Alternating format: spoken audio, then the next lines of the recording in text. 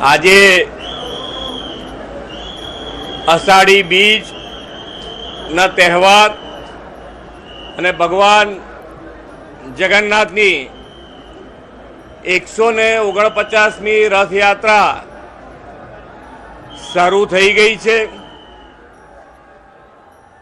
ભગવાન જગન્નાથજી, ભાઈ બલરામ, બહેન સુભદ્રાજી આજે દરિદ્ર નારાયણના ભગવાન ગરીબો અને સૌ લોકોને દર્શન આપવા માટે નગર યાત્રાએ નીકળ્યા છે।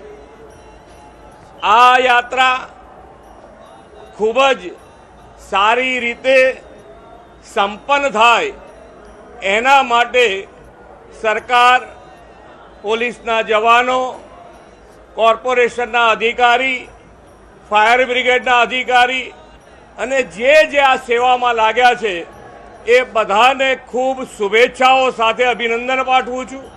ખૂબ સારી એક સમાજના એક સમરસતા, સમાજના સમરસતા, સૌ જ્ઞાતિ જાતિ ધર્મ ભૂલીને દરેક જણ એક થઈ અને આ યાત્રા અને ભગવાનના દર્શન હર વર્ષની જેમ આ વર્ષે પણ કરશે।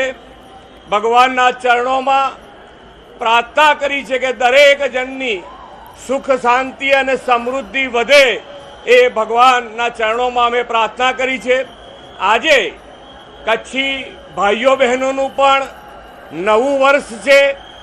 આ નવા વર્ષ નિમિત્તે કચ્છી ભાઈઓ બહેનો દેશ વિદેશમાં રહેતા દરેક જણ માટે આ નવું વર્ષ ખૂબ શુભ નીકળે, શુભ રીતે આગળ વધી શકે, સુખ શાંતિ સમૃદ્ધિ એમના જીવનમાં પણ વધે એવી ભગવાન ચરણોમાં પ્રાર્થના। એમને ખૂબ નવા વર્ષની દરેક કચ્છી ભાઈઓ બહેનોને ખૂબ ખૂબ શુભેચ્છાઓ।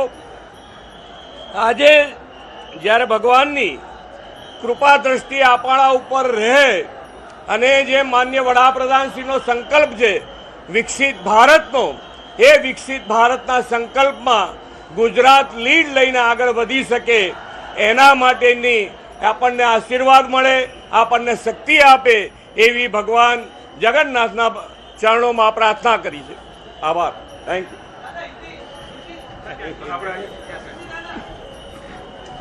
મુખ્યમંત્રી સાહેબ શ્રી તથા નાયબ મુખ્યમંત્રી સાહેબ શ્રીનો ધરતી તો આખરે જેની રાહ જોવામાં આવી રહી હતી તે રથયાત્રાનો પ્રારંભ થઈ ચૂક્યો છે અને